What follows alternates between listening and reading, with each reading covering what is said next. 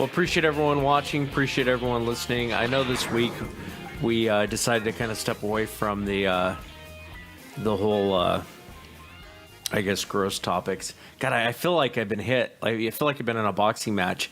But I'm like so freaking swollen right now. It's hard to, maybe I'm just self-conscious about it. But anyway, I know this week we wanted to talk about giants and giants roaming the earth. And it's interesting when you start looking and you start researching any of these topics, it's fascinating because you start to find more and more and more information that really makes you stop and wonder what was going on the planet back in the day. But I'll let you start off. What did you find with your research on the giants?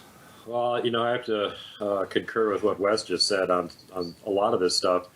I've been really keeping up with it as it's been coming out. And when I was doing research for this show, I once again found like 4 or 5 more things that I hadn't even found previously and had no idea. And, this just connects all over the place. And one of the places that it connects is in, as we started out talking about Phil Schneider and genetic manipulation experiments, and that got us to the Unit 731. This one is about giants, but it also ties in with genetic experiments, eugenics, and basically polluting the DNA of the creatures on Earth. So there's your common thread through all of this sort of stuff.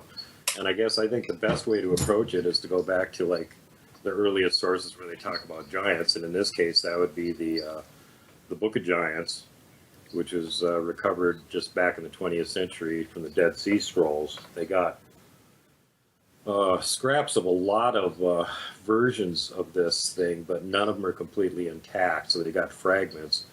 So these are all found at one place. The Dead Sea Scrolls were found in a cave about a mile inland from the Dead Sea in between 1946 and 52 at Khirbet Qumran on the West Bank.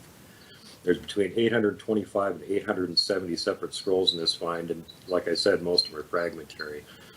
According to these, and specifically the Book of Giants, there were 200 fallen angels, also called watchers in some traditions, who came to Earth and performed quote-unquote unnatural acts on humans and animals. The offspring of the watchers and humans were the Nephilim, or giants, and sometimes called the men of renown. These were the hybrids between the fallen angels having relations with human women, like it says in the Bible, Genesis, and then the offspring of that became these giants and men of renown. They were apparently, the first generation ones were just ginormously huge, and then as generations went on beyond that, they got progressively smaller and smaller if they were inbreeding with humans. The other thing, it made me wonder, it made me, I don't mean to cut you off, it makes me wonder if some of the women actually died in childbirth, giving birth to these monsters, because they had to come out big. Yeah. I mean, you would think they would come out bigger than your normal human being. Absolutely. Yeah, it of course doesn't say anything about that, but it's possible that the people that were writing the stories just didn't know what was happening to them. Some of them, it says that the human women were their wives, so you got to wonder what that was all about, but we just don't have that kind of specific information on it. So yeah, I guess the other issue here is that they weren't just interfering with human genetic line and polluting that, but it says also in the Book of Giants that they were interfering with, quote, all that grew, fruit of the earth, grains, trees, fish, beasts, reptiles, so on and so forth, long list.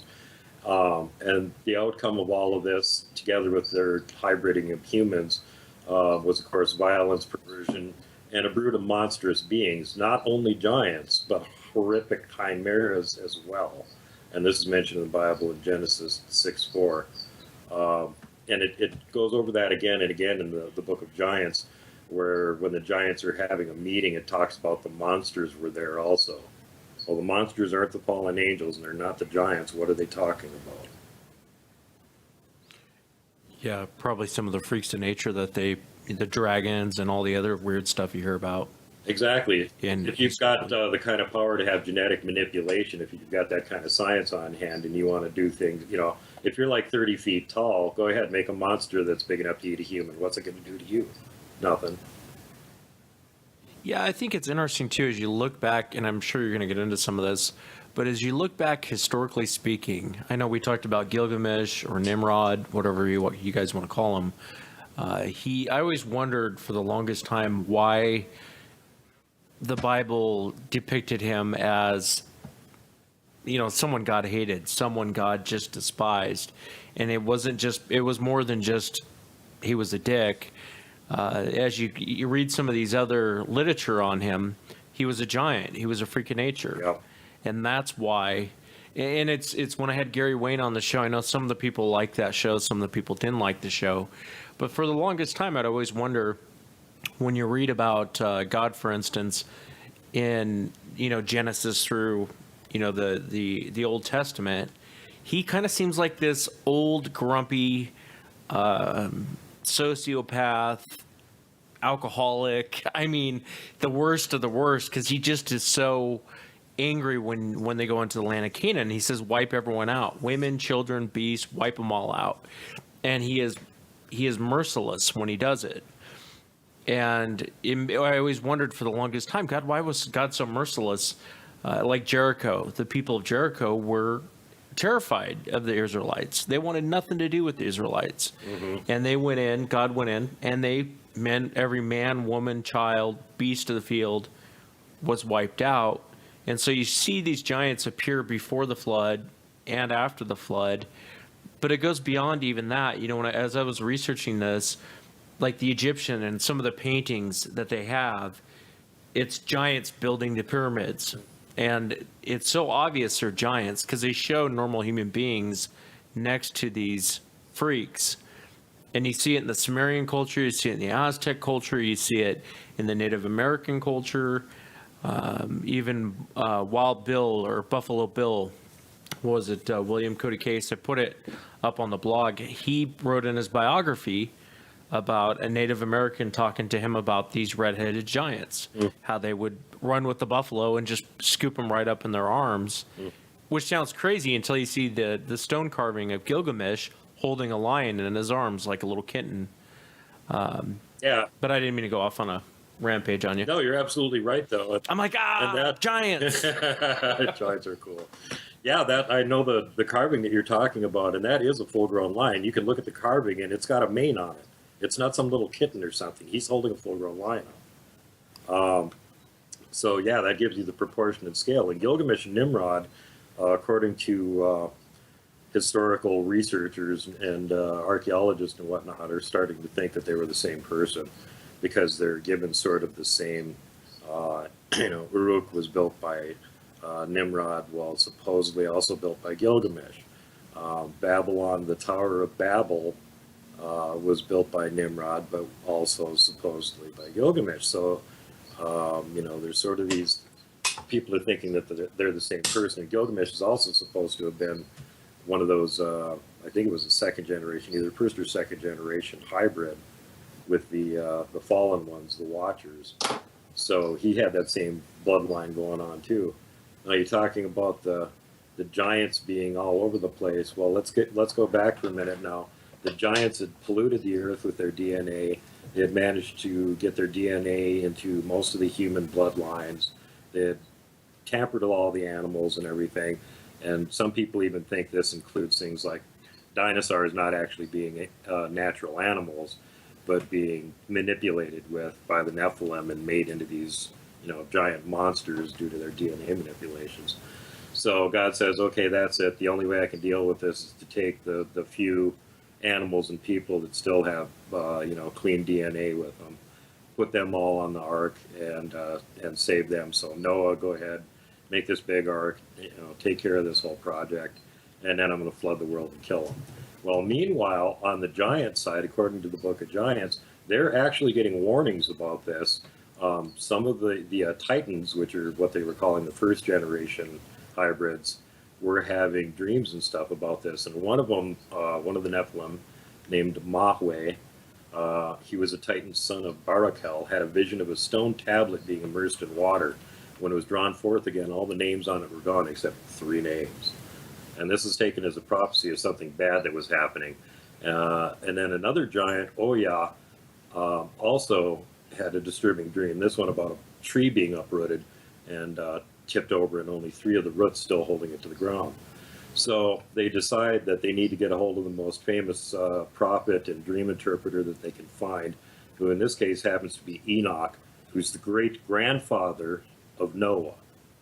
And Enoch at this point isn't even on the earth. He's after his 365 years, and it says in the Bible that God took him. It doesn't say he died. So he's gone somewhere. And Mahweh has to actually fly to wherever it is that he's gone to go find him and get this dream interpreted. And Enoch doesn't come back with him, but through intermediaries, he sends a tablet that's got God's verdict on it. And Enoch tells them that it's a warning from God to repent or be destroyed, including the Watchers' wives and all of their offspring. Now, at this point, apparently they don't do enough repenting, because shortly after that, God sends down 4 archangels to go after him: Michael, Gabriel, Israel, and Raphael. And the first thing they do is they trick one of the giants into stealing one of the other giants' wives, and sets off a war between the giants, and a lot of them wipe each other out. Then after that, the giants have wiped most of each other out. The big flood happens and wipes out presumably the remainder of them. Except, if you look at the Bible, it says there were giants in the earth in those days. It doesn't say on the earth. It says in the earth. This is an important point, because Noah and his daughters and their husbands, that whole family, there's one of them, I think Ham was the one that's got some Nephilim pollution in his bloodline, but they're pretty much pure otherwise. They're, don't have any of that DNA pollution on them.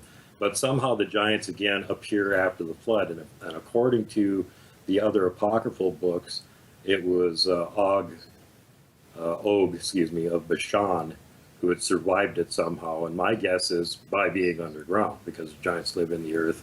He just happened to be down there when the flood happened. He was the only one that survived it. He comes out again, according to these sources that say he lived for 5,000 years. So he was the one that began repopulating the giants in Canaan. Bashan is in Canaan. So by the time after all this other stuff happened and the Jews finally got to Canaan, this area had been entrenched with giants living there for centuries. They had completely taken over this area. And so when God sent the Israelites in there to take over that area, it was not only promised to them, but he also had the ulterior motive of, well, here's the last spot where giants are on earth that survived the flood, wipe them out. And since they've had animals and all this other stuff around, wipe them out too, because they polluted the DNA on that, more than likely. They like to tamper with DNA, wipe them out too. So what's the next thing that happens? Well, then you start getting these reports, historical reports and archives from there being giants on Sardinia, which apparently was their next stop. Then they went into Europe. Everywhere that you find these giant mounds and megaliths, if you talk to the locals, they'll say, well, we didn't make them, the giants built them. And of course, the modern day archaeologists and whatnot say, well, that's ridiculous. There were no giants. This is just some culture that was around before that they have no record or remaining, racial knowledge of, no passed down legends about or anything, so they don't know about them. So they're just saying the giants built it. Well, no, what if giants actually built it? Because they're big enough to move these giant stones around with no effort at all, and with what would be just about impossible for us with Stone Age technology. And according to even the archaeologists, the megaliths in Europe and in the Mediterranean are older the further south that you go. So they started out around the Mediterranean and moved north. So then you get up into the lands where you've got the frozen Arctic lands of the Swedes, the Norwegians, the Danes, the Finns, who all have this legendary about Odin and Thor and everything, and their legends talk about the frost giants that they were warring with. Well, what are the frost giants like? Well, they've got blue eyes, they've got white skin, and they've got long red hair. And they're extremely fierce. They kill humans and they eat them. So what's the next thing that you see? Indian legends from North America about the white-skinned, red-haired giants that were running around eating people. And these were all the same people that were building the mounds over here. And then it goes into South America. As soon as the Israelites went after them over there, what was left, and probably the ones that had left before that, had already spread all over the world. So these things had gone everywhere at that point, and once again, there are giants in the earth. Yeah, it's interesting. It's really, really interesting, especially, for the longest time when I grew up, they used to say that the flood didn't happen. It's impossible. I remember scientists in the 80s saying that. There's no evidence of a global flood. And now all of a sudden there's evidence of a global flood.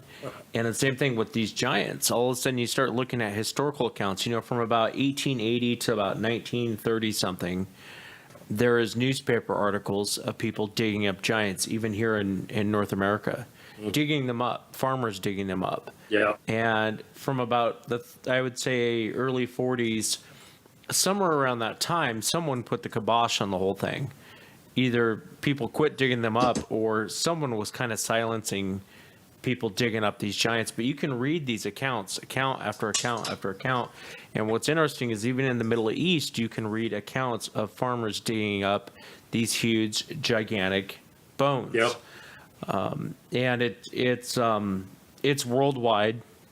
And it's hard for us to believe that there was a worldwide flood, but I think pre-flood, what we assume to be our human history probably isn't even close to what was actually going on, and the technology that was going on, and that the Europeans weren't, well, the Native Americans probably weren't the first one here on North America. It's probably these giants running around, because you hear farmers digging these things up. Yeah. And even today, you and I have talked about mountain giants, and I've spoken with a couple people that have claimed to have seen these mountain giants, and they describe them as way out of proportions for Sasquatch, too big to be a Sasquatch, and then the features they mention sound human, but just the size is just so far out that it's hard to place it. What is your take on some of these modern day mountain giant stories? Do you think it's the Nephilim? I'm not sure if they're directly related, because the description is off a little bit. One thing that we should post is a picture that they accidentally got of apparently a giant in the forest over in Bulgaria, where this group of students were just marching up this mountain, and somebody took a picture of the students, and way off in the background they've got this thing in the shot. There's like 2 or 3 pictures right in sequence where you can see this thing in the background. And again, it looks like about 20 feet tall. It's built more or less like a basketball player. And that's the description for most of the red-haired giants over here in North America was 7 to 9 feet. Now, if you want a great reference book on this, free plug here, The Giants That Ruled America and the Smithsonian Cover-Up by Dewhurst. This is the book on this whole subject. Nice and thick. First 150 pages is nothing but reprints from old newspaper articles here in the U.S.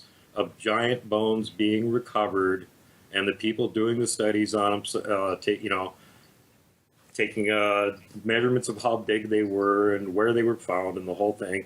And then, of course, all the stories end with, and then the people from the Smithsonian came and took the bones away for further study. Case after case after case after case, 150 pages of it. And that's all they just bothered to get. I'm sure there's more. So, yeah, the Smithsonian, according to these guys, and I totally believe this, since they do work for the government, don't want anything contradicting the theory of evolution and everything that modern science runs on. So they're more than happy to go ahead, and they've had this policy in place. I'd have to read the book again. It's got the name of the specific Smithsonian director that started all of this in the late 1800s. And basically after that point, it was like, if you find giant bones or anything, get them, bring them here, and, whatever happens after that point, we don't know.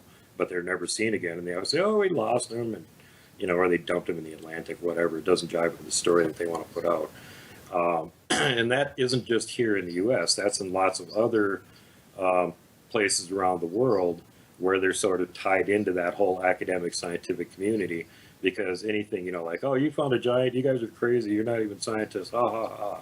And, everybody's got that attitude. So if they're going to be working together with the other academic scientists from around the world, they sort of got the same goofball attitude that anything they find that's outside the range of what we find acceptable and believable has to be discarded, or automatically we're going to say it's a hoax.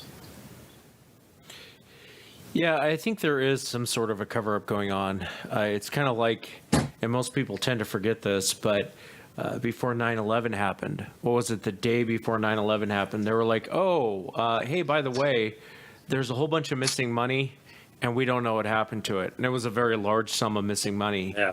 And then all of a sudden 9/11 happens and no one ever talks about it again. And what's interesting is I didn't realize they had found Nimrod's tomb in Iraq. Do you want to talk about that? Yeah, this is actually pretty stunning. As of April 23rd, 2003, they reported on the BBC that they had found the Nimrod, who was also Gilgamesh, and the founder of Uruk. And because they had found through satellite magnetic ground anomaly mapping, they had found the actual ruins of Uruk. And they went there and started digging around, and they were trying to figure out where the Euphrates had formerly run, because it ran right next to or through the town. And when they found the former course of the Euphrates, it occurred to them that according to the description of where he had been buried, that when Nimrod / Gilgamesh finally died and they buried him, they diverted the course of the river, buried him under the Euphrates, and then re-diverted it back to where it flowed, so nobody could get to his tomb. It was underneath the Euphrates. Well, that was 5,000 years ago. So he's gone. The Euphrates has changed course and isn't there anymore. So once they figured out where it was easy enough to dig in there.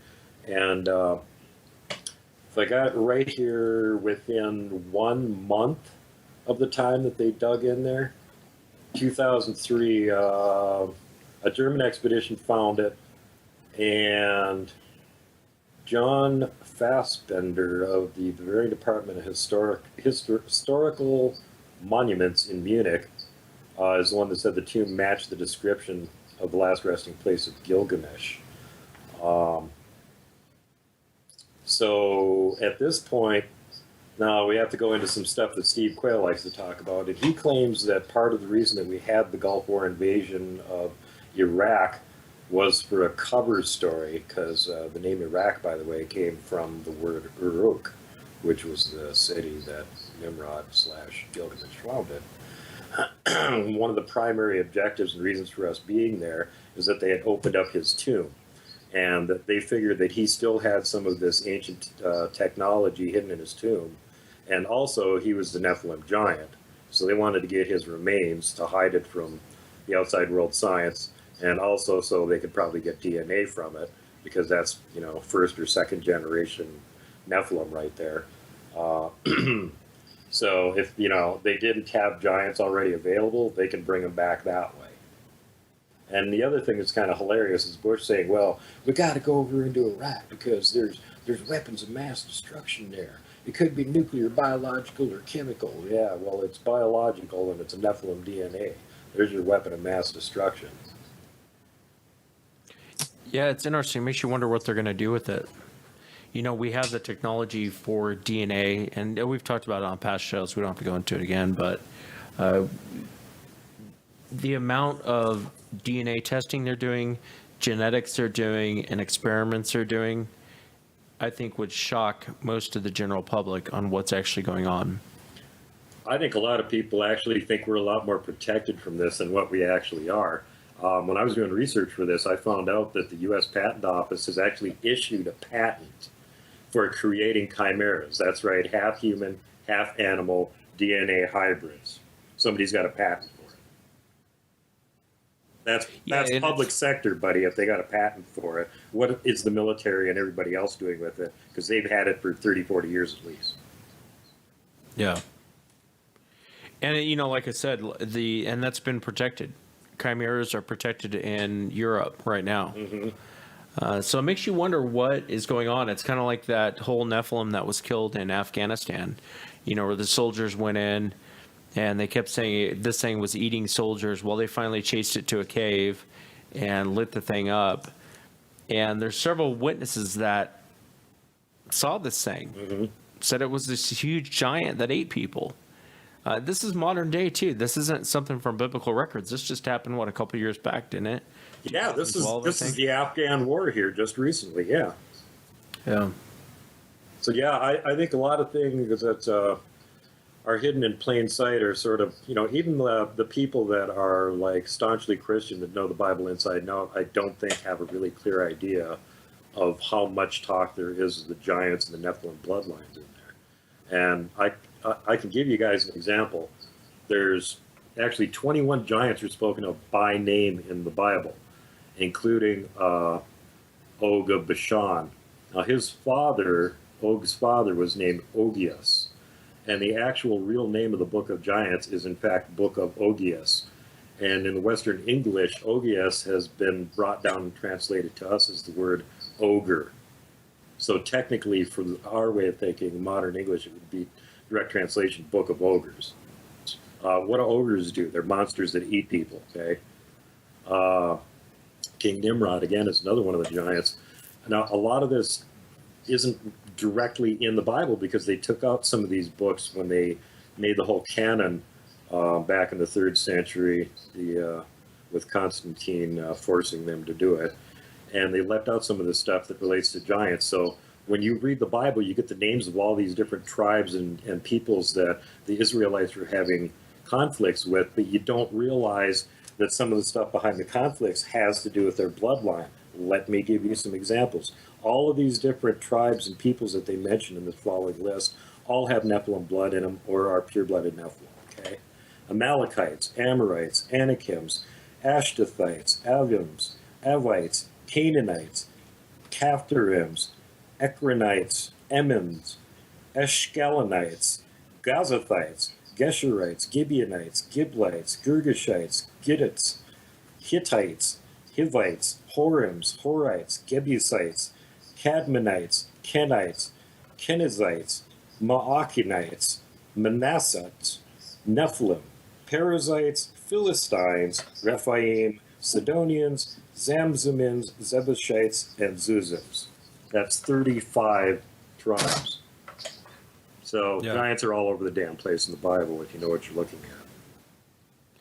Yeah, and it's interesting too because it's, like I said before, you always thought that God was just kind of reckless and kind of angry, and but and it's in the ones you mentioned, like the Amorites, all the Hittites.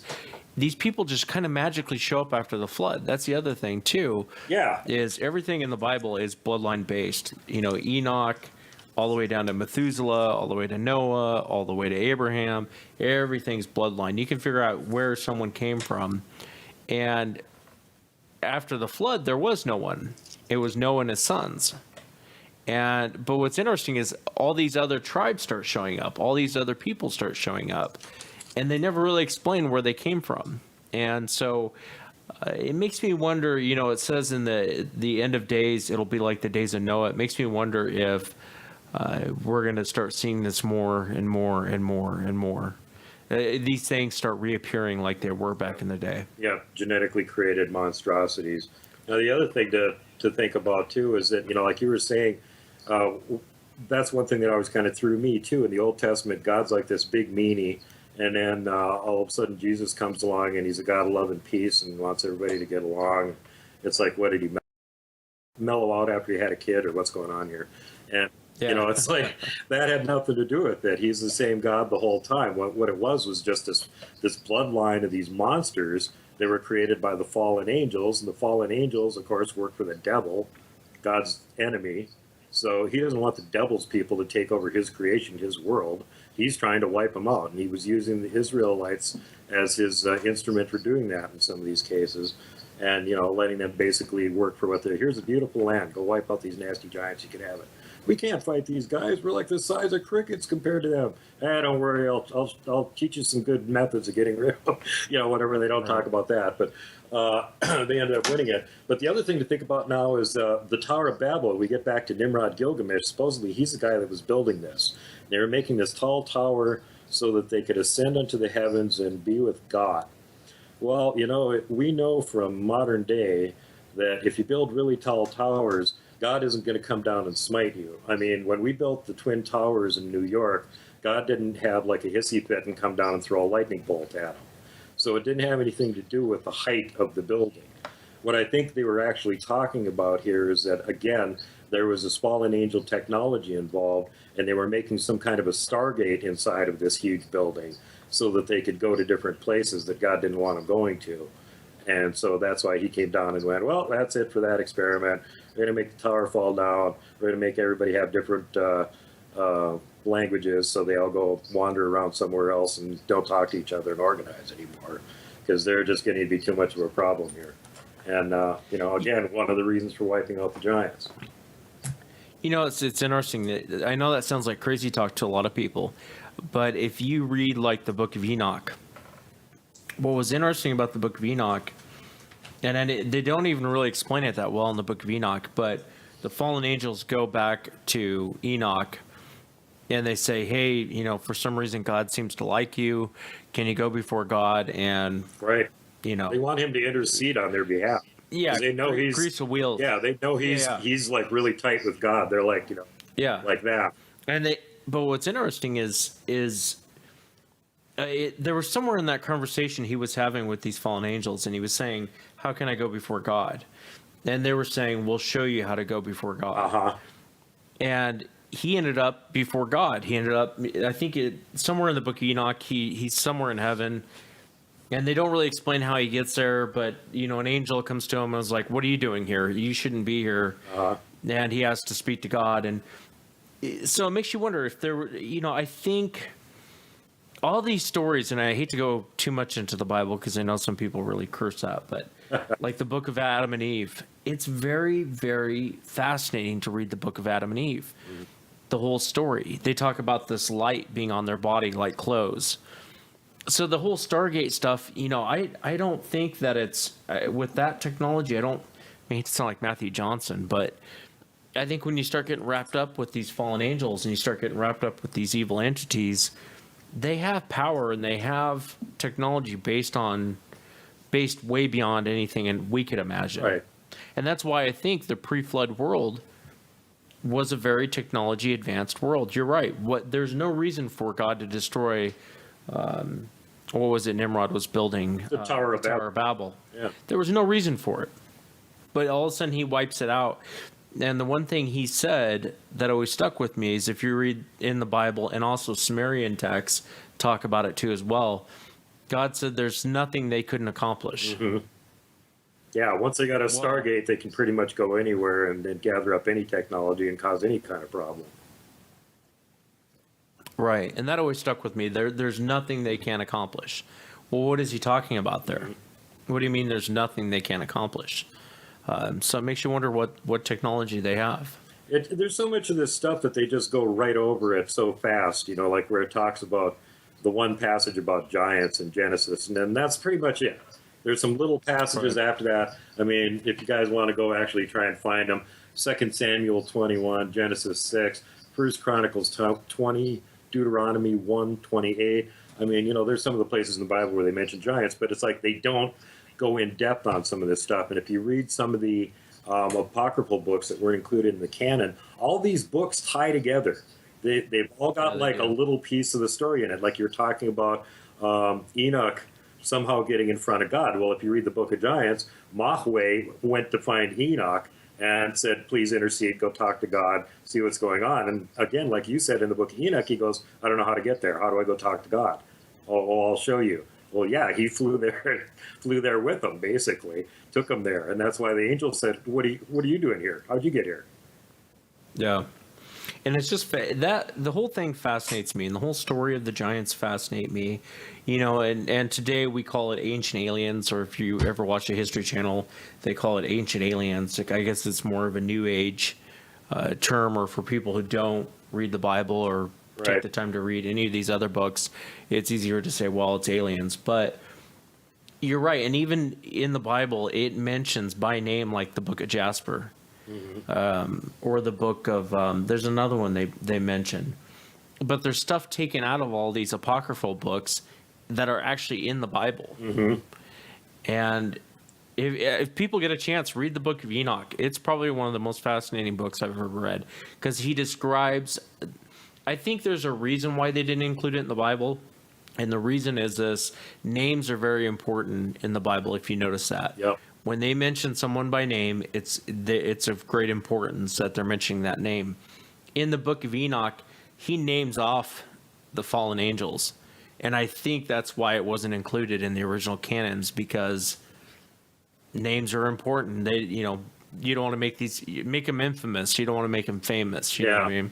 Well, and the other thing is, too, names allow you to have control. As you read the whole story of Solomon, he got this magic ring from God that let him control these demons.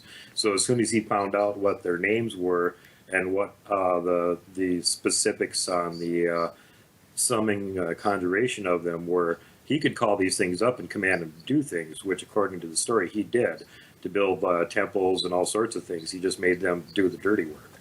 Which is kind of a dirty trick. But along the same lines, you don't want any of these lesser magicians to get the names of one of these things, summon it up, and then not be able to control it and have it go loose and start destroying everything. Now, remember, part of the story from the Book of Giants is that after the 200 fallen ones came down here and started having human wives and making hybrids, their punishment was that they would watch the deaths of their wives and their children. And what happened is they were imprisoned in the earth. So all 200 of them are imprisoned in the earth. And they were supposed to be there, which, watching the demise of their wives and children. It means even though they're in prison, they still have the psychic powers to be able to astrally project or see what's going on the surface or whatever. But they just can't get out and be loose. Which makes me wonder about if there's any tie-in with things like CERN. Are they trying to find the particles that created the universe, or are they trying to open the gates to let these things loose again?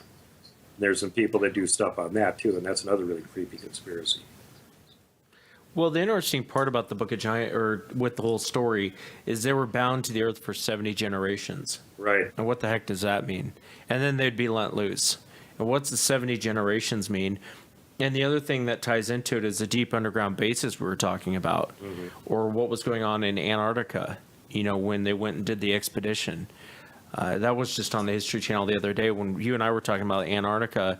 There was something weird going on there. They sent that expedition. This is way off topic, but they sent this expedition to Antarctica. Operation High Jump, 1946. Well, you speak of the resources of Antarctica. What are they? What are the natural resources there? Well, we've found enough of coal within 180 miles of the South Pole in a great ridge of mountains. It's not covered with snow, enough to supply the whole world for quite a while. Well, that's the coal. Now, there's evidence of many other minerals.